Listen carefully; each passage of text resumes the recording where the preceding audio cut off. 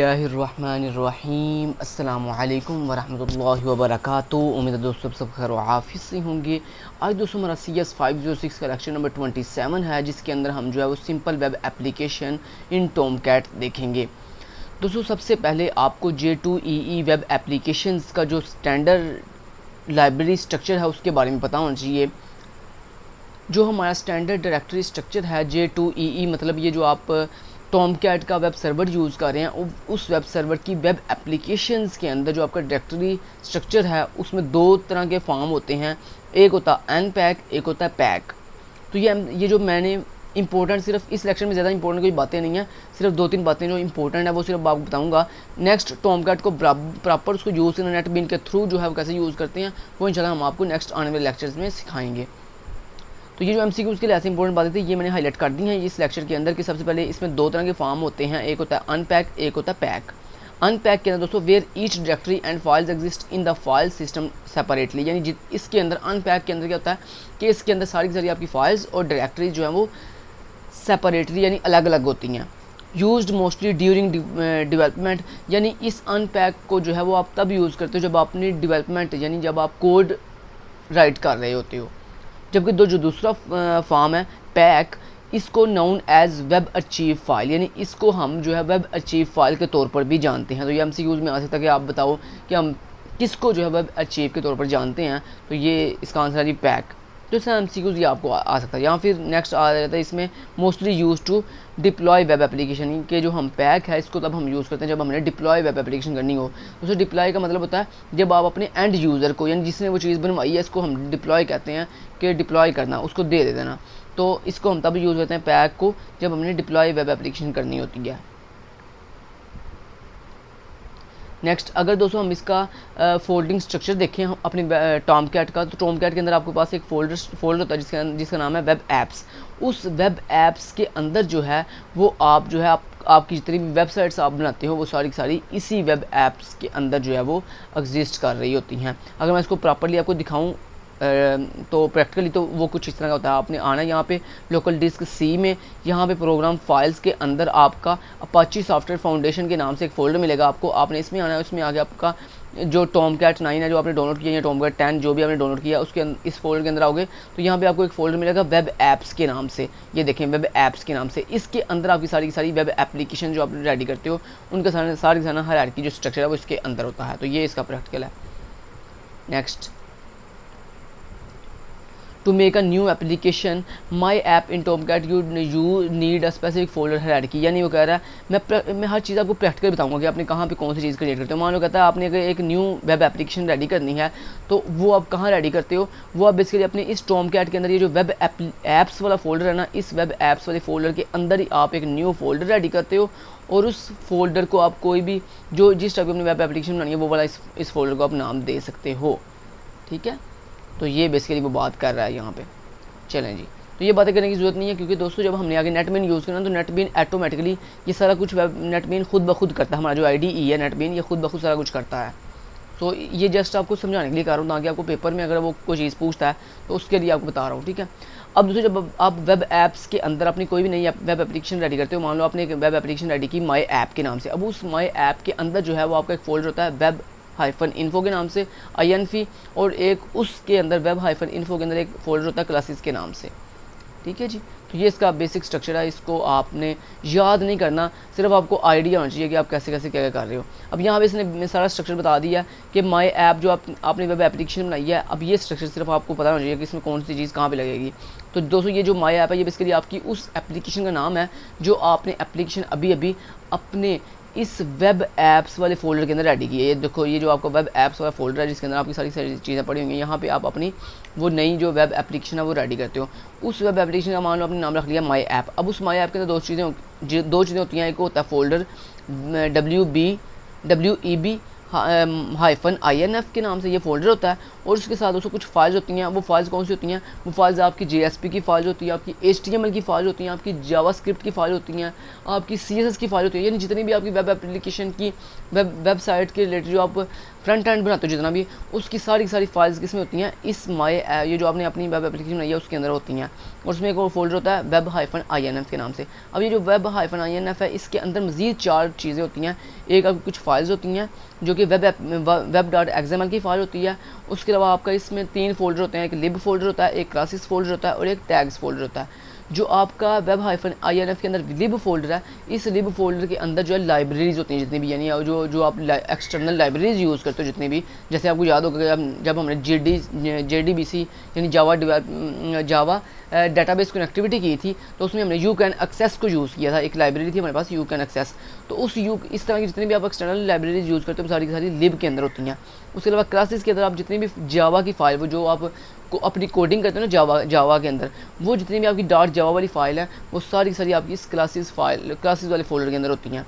उसके बाद ये जो टैग फोल्डर है इसके अंदर बेसिकली आप जितने भी एक्सटर्नल कस्टम टैग्स बनाते हो वो सारे के सारे टैग्स की जो फाइल्स हैं वो इस टैग वाले फोल्डर में होती हैं। ठीक है। और ये जो web.xml है ये बेसिकली ये होता है जनाब आपकी कस्टम जो है ना उसके लिए टैग्स के लिए XML कोड के लिए उसके लिए ये फ़ाइल होती है web.xml। ठीक है जी। तो ये भी आपको बनानी नहीं पड़ती, ये खुद ब खुद बन जाती है। उसके बाद कहता है राइटिंग सर्वलेंट्स। कहता है अगर आपने एक सर्वलेंट लिखना हो यानी अपना खुद का सर्वलेंट रेडी करना हो एक वेब एप्लीकेशन के लिए तो उसके कहता है 2 तरीक़ेकार हैं। पहला तरीक़ाकार है कहता है सर्वलेंट्स टाइप्स। कहता है सर्वलेंट्स की 2 टाइप्स होती हैं। पहली होती है javax.servlet, दूसरा होता है javax.servlet.http। यानी वो कह रहा है कि जब आपने अपने नेट बीन के अंदर जब अपने जावा का कोड करना है यानी सर्वलेंट का कोड करना है तो उसके अंदर आप 2 पैकेजेस इंपोर्ट करते हो। पहला पैकेज होता है javax.servlet के नाम से, दूसरा पैकेज आप इंपोर्ट करते हो javax.servlet.http के नाम से। ठीक है, ओके जी। उसके बाद कहते हैं जब आप सर्वलेंट को यूज़ करते हो तो सर्वलेंट के अंदर 2 तरह के सर्वलेंट होते हैं। एक होता है जेनेरिक सर्वलेंट, एक होता है HTTP सर्वलेंट। यानी ये 2 क्लासेस हैं जिन क्लासेस के अंदर आपके बिल्ट इन फंक्शन होते हैं सर्वलेंट्स के। तो एक है जनाब जेनेरिक सर्वलेंट, दूसरा है HTTP सर्वलेट। जेनेरिक जो सर्वलेट है, जो जेनेरिक सर्वलेट क्लास है इसके अंदर अवेलेबल इन java.servlet क्लास। यानी क्या वो कह रहा है जनाब जो आपने जेनेरिक सर्वलेट क्लास यूज़ करने लगे हो ना, ये जो जेनेरिक सर्वलेट क्लास है ये किस पैकेज के अंदर इंपोर्ट होती है? ये एग्जिस्ट कर रही होती है javax.servlet पैकेज के अंदर। जबकि दूसरी तरफ जो आपकी HTTP सर्वलेट है ये बेसिकली किसके अंदर एग्जिस्ट कर रहा था? ये एग्जिस्ट कर रहा था javax.servlet.http पैकेज के अंदर। समझ रही हो बात? ओके, सो बस यही बात इतनी इंपॉर्टेंट थी, ये पहली लाइन ही इंपॉर्टेंट थी। उसके बाद सर्वलेंट क्लास हायरार्की। कहता है सर्वलेंट क्लास की कुछ हायरार्की होती है जो आपको पता होना चाहिए। तो उसमें वगैरह जनाब सबसे पहले आपका एक ऑब्जेक्ट होता है, वो ऑब्जेक्ट जो है उस ऑब्जेक्ट से बिलोंग कर रही होती है आपकी जेनेरिक सर्वलेट, सर्वलेट रिक्वेस्ट और सर्वलेट रिस्पॉन्स। सर्वलेट जो जेनेरिक सर्वलेट होती है जिसको हम javax.servlet पैकेज से इंपोर्ट करते हैं इससे बिलोंग कर रहा होता है HTTP सर्वलेट। तो HTTP सर्वलेट जो कि बिलोंग कर रहा होता है javax.servlet.http पैकेज से। तो यानी कहने का मतलब ये है जो आपका HTTP सर्वलेट है ये बेसिकली बिलोंग कर रहा होता है जेनेरिक सर्वलेट से, और जो जेनेरिक सर्वलेट है ये बिलोंग कर रहा होता है ऑब्जेक्ट से। इसी तरह जो आपका HTTP सर्वर रिक्वेस्ट है ये बिलोंग कर रहा होता है सर्वलेट रिक्वेस्ट से, और जो आपका HTTP सर्वलेट रिस्पॉन्स है ये बिलोंग कर रहा होता है सर्वलेट रिस्पॉन्स से। बस ये एक हायरार्की है छोटी सी जो आपको सिर्फ ज़हन-नशीन होनी चाहिए।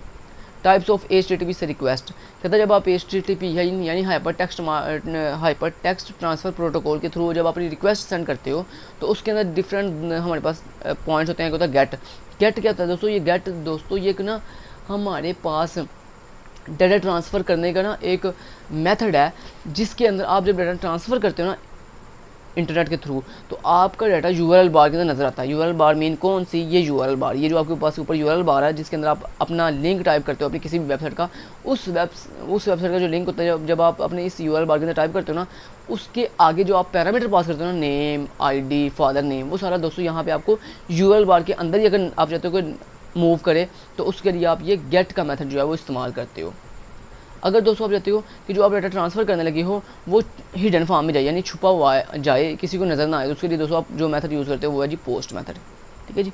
ये पुट जो है पुट तब यूज़ होता है जब आपने कोई भी नई वेब पेज जो है वो अपने सर्वर के अंदर पुट करना हो तो उसके लिए हम पुट मेथड का इस्तेमाल करते हैं। उसके अलावा आपने कोई भी वेब पेज डिलीट करना हो तो उसके लिए हम ये डिलीट मेथड का इस्तेमाल करते हैं। ऑप्शंस, आपके पास सर्वर के अंदर कितनी ऑप्शंस हैं वो सारी की सारी ऑप्शन आपने व्यू करवानी हो तो उस ऑप्शन के लिए हम व्यू ऑप्शंस का इस्तेमाल करते हैं। उसके बाद ट्रैक करता है ये बेसिकली आपने अपना अगर वेब सर्वर ट्रैक करना होगा, आपका वेब सर्वर जो है वो उसके अंदर उसकी कोई भी ट्रैकिंग करनी हो आपने तो उसके लिए हम ट्रैक का इस्तेमाल करते हैं। Get and post HTTP request type, कहता है गेट के अंदर जो है हम जो अपना डाटा वो जैसे मैंने आपको बताया कि हमारा डाटा जो है वो इस तरह URL बार के अंदर नजर आता है HTTP www.gmail.com/register। आगे क्वेश्चन मार्क आप लगाते हो और क्वेश्चन मार्क के आगे जो है नेम इक्वल टू अली जो भी आप नेम लिखना है, जबकि जो पोस्ट होता है इसमें आपका डाटा जो है वो हिडन फॉर्म में होता है वो नज़र नहीं आता। इसके बाद दोस्तों जब आप गेट मेथड इस्तेमाल करते हो तो इस गेट मेथड के अंदर अपनी एक आपके पास बिल्ट इन मेथड होता है डू गेट के नाम से जो आप तब यूज़ करते हो जब आपने HTTP सर्वलेट यूज़ करना हो। इसके बाद जो पोस्ट होता है इसमें आप कौन सा मेथड यूज़ करते हो, इसमें आप डू पोस्ट के नाम का एक मेथड होता है वो यूज़ करते हो। ठीक है जी, तो यहाँ पे उसने बताया भी नीचे जाके ये देखो ये कह रहा है जी override do post method for HTTP servlet, कि जब आप HTTP सर्वलेट का इस्तेमाल करते हो तो फिर आप गेट के लिए डू गेट का इस्तेमाल करते हो और पोस्ट के लिए डू पोस्ट का इस्तेमाल करते हो। बस जी, तो ये आपको यहाँ तक जो मेन पॉइंट्स थे MCQs टाइप या जो भी इन्फॉर्मेशन टाइप चीज़ें थी वो सारी मैंने आपको बता दी हैं। तो दोस्तों अब मान लो कि आपने अपना एक पहला सर्वलेट रेडी करना है तो ये सर्वलेट हम रेडी करेंगे जनाब अपने नेक्स्ट आने वाले लेक्चर्स के अंदर नेटबीन्स के थ्रू। ठीक है कि नेटबीन्स के थ्रू हम कैसे वर्क करते हैं। अभी फ़िलहाल मैं आपको सिर्फ जस्ट जो है ये बताता हूँ कि अगर आपने एक सिंपल अपने जो है टॉमकैट सर्वर के थ्रू अपना सिंपल HTML का पेज रेडी करना हो तो वो आप कैसे करते हो, तो उसके लिए आपको सिखा देता हूँ कि मतलब आपको थोड़ा सा मैं सिखा दूँ कि कैसे करते हैं। उसके लिए दोस्तों आपने ये अपना ये जो टॉमकैट है ना, ये जो आपके लोकल डिस्क C में आना है, यहाँ पे प्रोग्राम फाइल्स के अंदर आना है, यहाँ पे अपाची सॉफ्टवेयर फाउंडेशन में आना है, यहाँ पे टॉमकैट के अंदर आना है और यहाँ पे आपको एक ऑप्शन मिलता है जनाब जी वेब ऐप्स के नाम से, इसमें आना है और इसमें आगे आपने जो भी अपनी नई वेब एप्लीकेशन रेडी करनी है वो उसका फोल्डर बनाओ। तो मान लो मैंने एक अपनी वेब एप्लीकेशन रेडी करनी है माई वेब के नाम से, माई वेब। ठीक है, तो ये मेरी होगी एक वेब एप्लीकेशन। अब इस माई वेब के अंदर आके आपने अपना एक HTML का पेज जो मैंने आपको जैसे कभी भी बताया था कि आपने इसके अंदर आके अपना एक HTML का, इसमें दो चीज़ें होती हैं, एक होता है आपका web-inf का फोल्डर और उसके साथ आपकी कुछ फाइल्स होती हैं जावास्क्रिप्ट की या जो जितनी भी फ्रंट एंड की फाइल्स हैं वो होती हैं। तो यहाँ पे मैं नोटपैड की फाइल बनाता हूँ और इस नोटपैड की फ़ाइल को हम ओपन करते हैं और इसको यहाँ पे फाइल पे जाके सेव एज के ऊपर क्लिक करते हैं। ये दोस्तों ये भी काम मैं आपको वैसे करके दिखा रहा हूँ जस्ट टेस्ट के तौर पर, ठीक है, वरना ये भी काम आप किसके थ्रू करोगे, नेटबीन IDE के थ्रू करोगे। तो यहाँ पे मैं इसको रीनेम करता हूँ, मान लो मैं इसको नाम रख सकता हूँ जी index.html, ये नाम रख के यहाँ पे नीचे से मैंने ऑल फाइल्स सेलेक्ट किया, ऑल फाइल्स, और उसके बाद मैंने सेव के बटन के ऊपर क्लिक किया। करने के बाद यहाँ पे आप इसको बंद कर दो। इसको बंद करने के बाद ये जो नोटपैड की फाइल थी इसको आप क्या करो, इसको चाहे डिलीट कर दो। डिलीट कर दिया। अब ये बन गई हमारे पास index.html की फाइल, इसको मैंने ओपन किया। ओपन करने के बाद यहाँ पे आपने क्या करना है, सबसे पहले आपने लिख दिया डॉक टाइप HTML और इसके नीचे HTML का ओपनिंग एंड HTML का क्लोजिंग। इस HTML के ओपनिंग एंड क्लोजिंग के अंदर जो है वो पहले आपका एक हेड पोर्शन होता है, हेड, और उस हेड के अंदर जो है इस हेड पोर्शन के अंदर आपका टाइटल होता है।